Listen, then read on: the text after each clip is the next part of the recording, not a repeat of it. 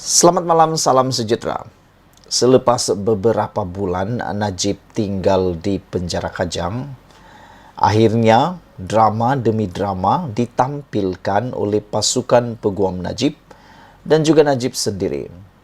Sebelum kita nak ulas terus berkaitan dengan keputusan permohonan semakan kehakiman Najib, kita nak ulas feedback ataupun flashback semula berkaitan dengan drama-drama yang telah kita disajikan oleh Najib. Mula-mula dahulu, sewaktu baru masuk penjara, drama yang paling dramatik daripada Najib ialah apabila beliau berkali-kali keluar masuk daripada penjara kerana sakit dan mendapatkan rawatan awal di hospital. Ini menimbulkan polemik yang begitu besar dalam kalangan pemerhati politik dan juga penganalisis politik, sehingga dikaitkan juga dengan Kementerian Kesihatan Malaysia, sehingga menyebabkan Khairi Jamaluddin terpaksa buka mulut bersuara dan memberitahu bahawa Najib tidak mendapat layanan istimewa. Selepas itu, Najib pula mula makin mendapat perhatian apabila tular kononnya Najib mendapat layanan istimewa di penjara. Walau bagaimanapun, Jabatan Penjara Malaysia melalui Jabatan Penjara Kajang telah pun menafikan sekeras-kerasnya dakwaan yang kononnya Najib mendapat layanan istimewa yang kononnya tinggal di rumah pegawai kanan penjara. Semua ini telah dinafikan oleh Jabatan Penjara Kajang. Susulan daripada itu, selepas daripada drama yang amat hebat itu, yang lebih hebat, makin hebat ialah apabila Speaker Dewan Rakyat mengatakan Najib masih lagi ahli parlimen walaupun telah menjadi banduan. Ini semua rentetan daripada permohonan pengampunan diraja Najib yang telah difailkan.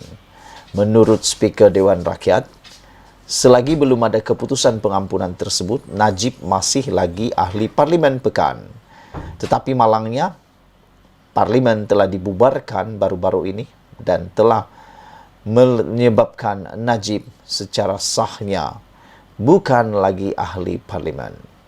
Selepas itu, rentetan daripada itu ialah apabila peguam Najib membuat saman terhadap kerajaan Malaysia dan juga Jabatan Penjara Malaysia kerana menghalang Najib daripada menyertai prosiding perbahasan di Dewan Rakyat.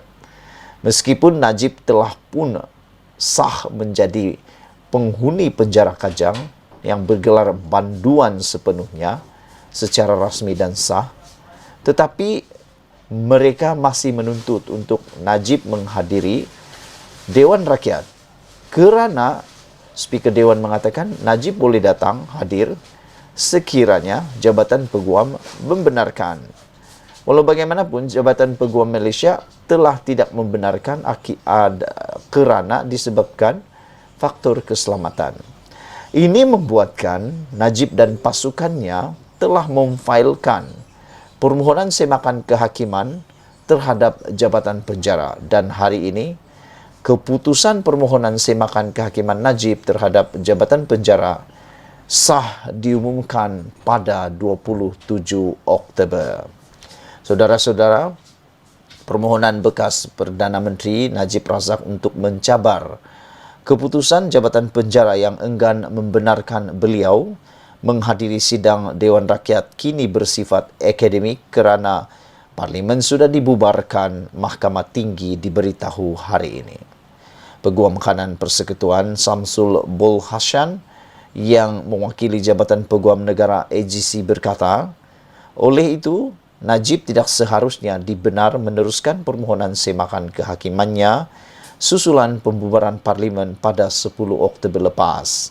Ini boleh dilihat daripada pelbagai laporan berita dan paling penting, pengisytiharan mengenai pembubaran Parlimen telah pun diwartakan, katanya di hadapan Hakim Ahmad Kamal Majsahid. Beliau berkata demikian ketika membantah permohonan Najib untuk memperoleh kebenaran bagi mencabar keputusan jabatan penjara. Katanya, dakwaan dan aduan yang menjadi asas semakan kehakiman Najib tidak lagi boleh dipertahan manakala relief yang dipohon terhadap responden sudah bersifat akademik dan tidak mempunyai kesan praktikal. Peguam Muhammad Safi Abdullah pula berhujah bahawa permohonan anak guamnya masih relevan kerana ia boleh berlaku pada masa akan datang. Sehingga hari ini kita tidak tahu sama ada beliau Najib masih lagi calon prospektif sebagai ahli Parlimen Pekan. Tidak mustahil anak guam saya menyaman jabatan penjara kerana hak beliau untuk menghadiri Parlimen telah dinafikan, katanya. Kamal menetapkan 27 Oktober ini untuk memutuskan permohonan Najib. Pada 5 Oktober lepas, Najib, 69 tahun, memfailkan permohonan menamakan kerajaan, Menteri Dalam Negeri dan Komisioner Jeneral Penjara sebagai responden pertama hingga ketiga. Dalam permohonannya, ahli Parlimen Pekan itu memohon perintah untuk membatalkan keputusan responden ketiga Komisioner Jeneral Penjara yang tidak membenarkannya mengakses kepada pegawai pembantunya bagi tujuan-tujuan kerja-kerja parlimen, perundangan dan pengundi kawasannya. Najib juga memohon perintah untuk menepikan keputusan responden ketiga itu yang tidak membenarkannya menghadiri parlimen pada tarikh persidangan yang dijadualkan.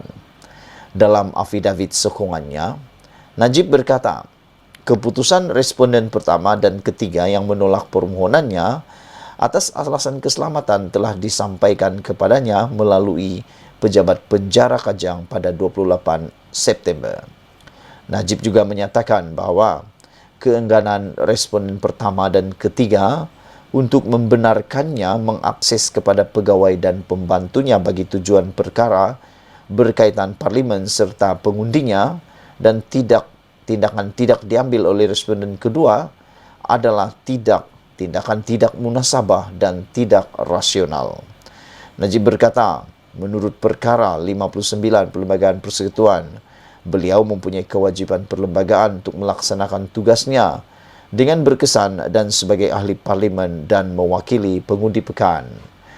Aku fikir semua ini seperti yang dikatakan oleh peguam kanan yang mewakili AGC ini, apa yang Najib cuba dapatkan ini sudah bersifat akademik dan tidak berguna lagi. Selain daripada itu, aku masih lagi berpegang pada pendapat bahawa apa yang berlaku keputusan yang akan diumumkan akan menjadi duluan kepada kes-kes yang akan datang. Oleh sebab itulah, kena berhati-hati kerana nanti pula kita takut yang lain turut akan menuntut seperti apa yang Najib mahukan ini. Sekian dulu Malaysia kita punya, kita juga sama-sama cintai Malaysiaku. Tinggalkan komen anda. Bye-bye.